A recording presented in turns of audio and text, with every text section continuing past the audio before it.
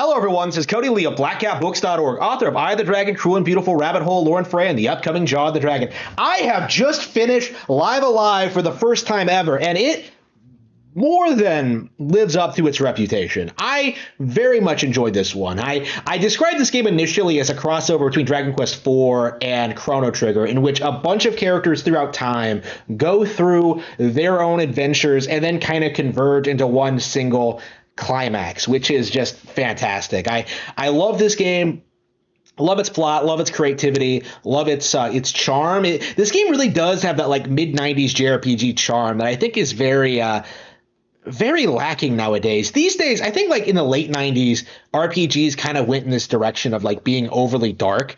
But Live Alive kind of, although it does have dark elements, extremely dark elements in some cases, it does manage to retain that sense of like childlike wonder and innocence, right? Of being exposed to all these different ideas and different genres, really, in one package. I can see why this game has kind of become a cult classic, because it's certainly not mainstream. I think that's one of the things I really am noticing about it, like trying to talk about this online, is that this is the first time this game has been released ever outside of Japan, and I think it's only sold like 500,000 copies.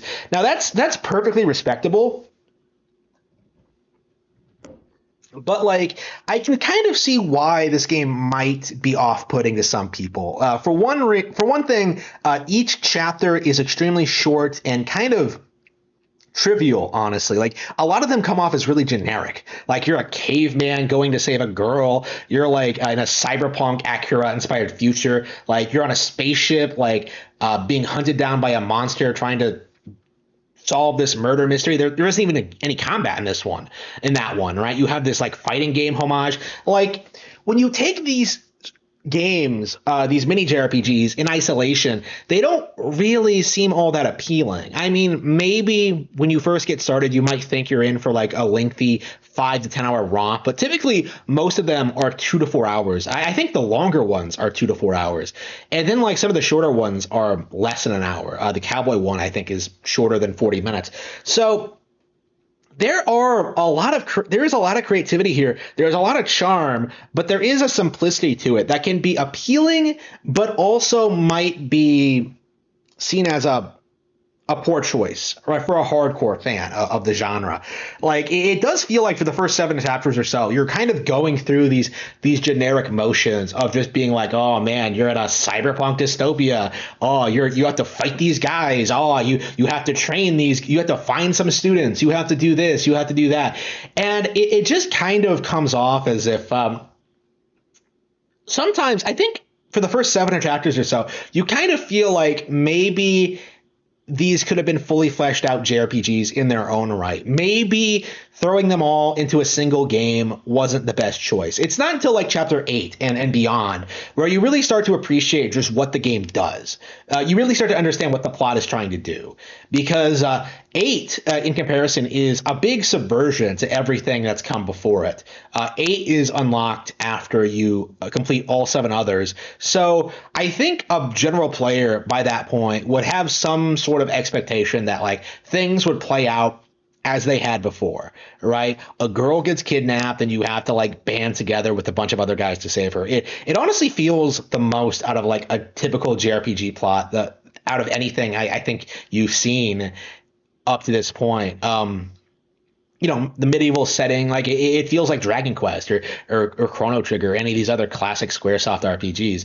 It feels generic almost, but then the game kind of tricks you in which things start going wrong. People die, you get fucked over,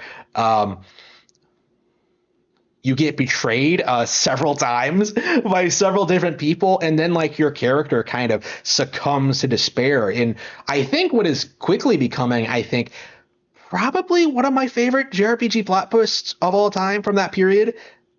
I can't think of anything else that kind of resonates with me more. I'll have to like think on this some more. But I do.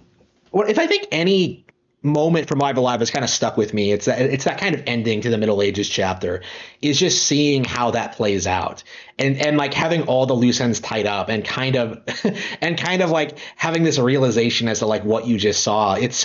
It's oddly thought provoking and kind of leads into the next chapter wonderfully, in which all the other characters are like dragged through time to deal with like the repercussions of what happened in the Middle Ages. It's very abstract. There's not a lot of dialogue. There isn't a lot of exposition as to what's actually happening, right? But that kind of works. You know what I mean? Like it feels a lot like when you're playing Final Fantasy VI for the first time. Like a lot of critics have pointed this out. I have seen people talk about this.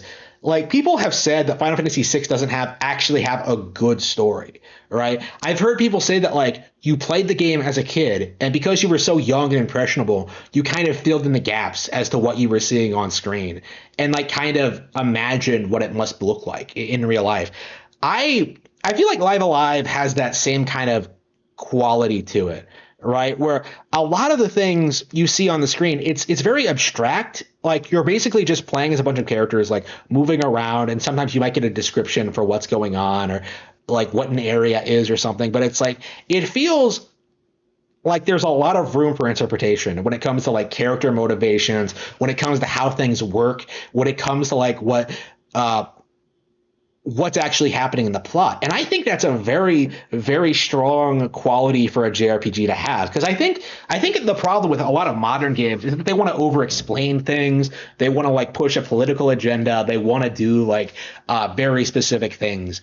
But here it lets you kind of experience all of these different stories for what they are, right? Like very straightforward, very simplistic, and it's honestly kind of based. Honestly, I found myself like feeling very refreshed playing through this, because like even when you play a chapter that you don't really like, I did not care for Prehistory, for example. I thought it was a little bit too grindy. Like if you play a chapter you don't like, you're going to finish it soon and then move on to the next one, and you're going to see something completely different. It's almost like beating a game and then moving on to the next one. So in a way, even if you don't like all of the chapters in Live Alive, you're still going to have a lot of fun going through it and like experiencing everything the game has to offer. And I find myself very, very skeptical that anyone who would go through this game would not appreciate it in some way. I think the issue, if this game doesn't have like mainstream appeal, I think the issue is that like people who aren't hardcore JRPG enthusiasts, if they're not like blown away right away when it comes to a game, they won't like really give it a shot. You know what I mean? I feel like this is one of the big Switch games that was slept on this year. I think Xenoblade Chronicles 3 got a lot more attention, and I think that is well deserved. We did get Giga Chad Keralis Rex, for example. We did get like all this. We have lots of great RPGs, all right, like in the past and in the future, right? Like Octopath Traveler 2, which seems to be taking a lot of influences from this, is coming out in February next year. So I can kind of see why like a lot of people might have overlooked Live Alive, considering its like release schedule and stuff like that. I myself didn't finish it. You know, it's been like what, a couple of months. It's October now. It came out like late July. About 2 months it took to get around to being this. Like it took me that long to get around to beating this thing. And when I did, I just found myself wishing that like I had done it immediately, because I do kind of feel like I missed out. I wish I had like talked about this when it came out with people online, because it feels like nobody wants to talk about the game anymore. It's so niche. I'm so frustrated from that aspect with it, because this is a game I wish I had like I don't know, gone into like completely blind. I had a general idea of what happens in the plot. I didn't know like the exact ending, but I don't know. Maybe I would like it even more if I went in completely blind. I don't know. For games this old, you're gonna get like some aspects spoiled for you anyway. And honestly, there were lots of aspects I had no clue about. Like I didn't technically know what happens in the final chapter or in the Middle Ages. Like I had a general idea that it like got dark, but like what does that mean exactly? Like it could have meant anything.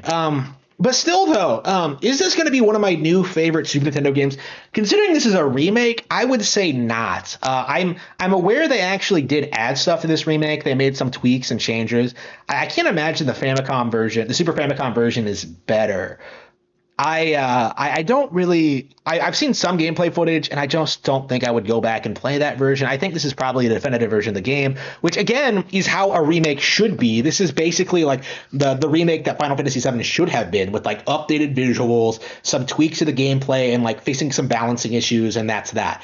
But this is this is like a gorgeously well rendered game. I really really love the artwork. I'm a big fan of the 2D HD art style in general from Square Enix, and this is just a really good example of just how that style can be used to remake pre-existing games. Like Final Fantasy VI, like we need an HD 2D version of that. Like Final Fantasy VII, yeah, let's do that as well. Yeah, we could like legit do all of the old Final Fantasy games like this. They're already doing it with Dragon Quest 3, like of all games. Like that's not a game I would remake. I would do the entire trilogy, but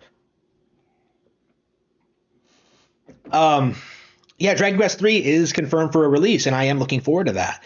Again, we were kind of getting to that point where this style of RPG is like my most anticipated release from Square Enix, if not like the Switch lineup in general, because these games like Live Alive are just top notch, high quality, and just endlessly fun to play, right? Octopath Traveler got a lot of shit from a lot of people who did not play it, right? I can't emphasize that enough. It really does not feel as if the people you see shitting on Octopath Traveler like played it at all or has any experience with RPGs, because like I only just hear people talking about like, oh, the characters don't interact. The characters don't interact in Live Alive either. It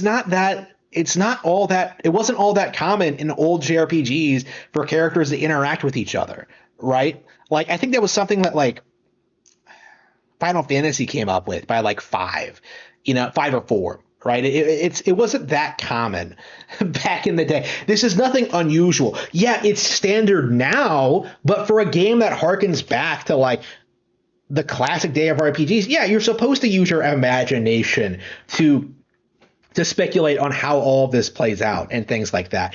I don't like this mindset that like it's immersion breaking or that there's something wrong with it. No, there's nothing wrong with Octopath Traveler. It's one of the best turn-based RPGs of the new tens. I stand by that. I love that game. Going back to it is like an absolute treat. I love Octopath Traveler, and by extension, I love Live Alive. The fact that Octopath Traveler existed, it led to the creation of this game on this engine, and that is a phenomenal thing. I am just really, really impressed by everything I've seen from Live Alive, and I hope Square Enix continues to deliver with Octopath Traveler 2.